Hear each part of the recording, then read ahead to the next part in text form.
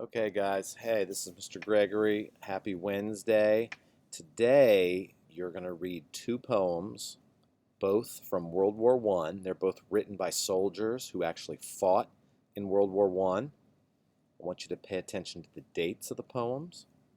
Pay attention to the style, the techniques, the tone of each poem, especially when I read it out loud. I want you to listen to how they sound.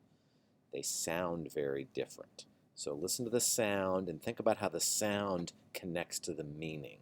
How does the sound, the style, the techniques, how do those aspects of the poems help reflect and convey the poet's meaning and the tone, the attitude towards war? These are both very famous poets, very famous poems, both written by poets who actually fought in the war.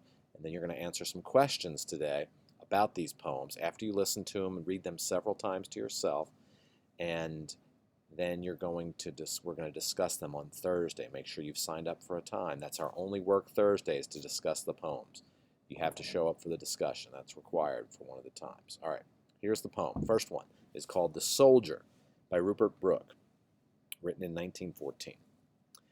If I should die, think only this of me, that there's some corner of a foreign field that is forever England. There shall be in that rich earth a richer dust concealed, a dust whom England bore, shaped, made aware, gave once her flowers to love, her ways to roam, a body of England's, breathing English air, washed by the rivers, blessed by sons of home. And think this heart, all evil shed away, a pulse in the eternal mind, no less gives somewhere back the thoughts by England given.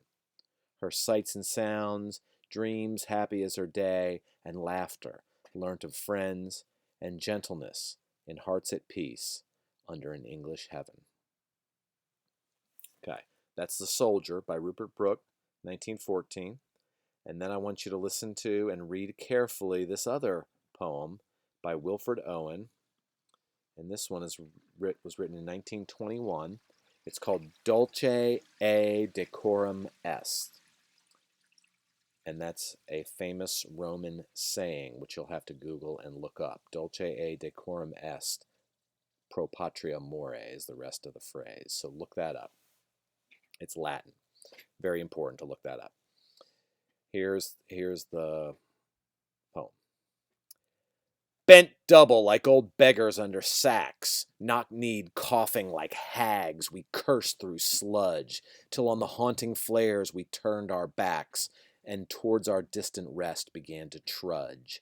Men marched asleep, many had lost their boots, but limped on, bloodshod, all went lame, all blind, drunk with fatigue, deaf even to the hoots of gas shells dropping softly behind.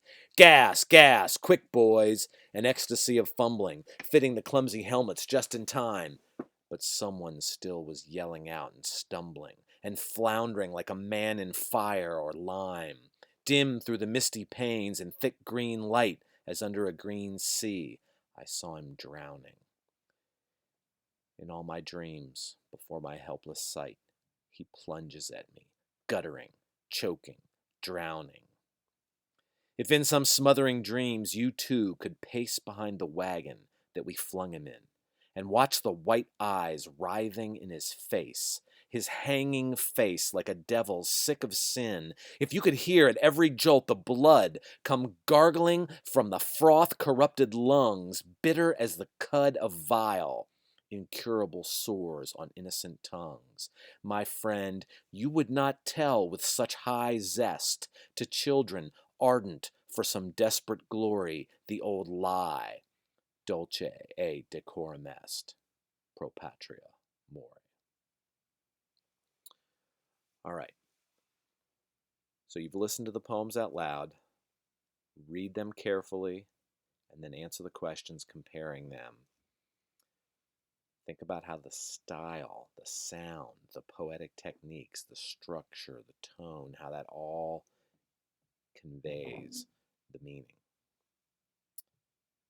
And then answer the questions, read your peers, respond to them, and then you're going to be prepared to discuss on Thursday at one of those 3 times. We're all going to discuss in groups of 11, 3 different times, have a great discussion. Then you got a 4-day weekend. Headmaster holiday on Friday. We'll come back with some more war poetry on Monday. So look forward to discussing with you Thursday night. Take care.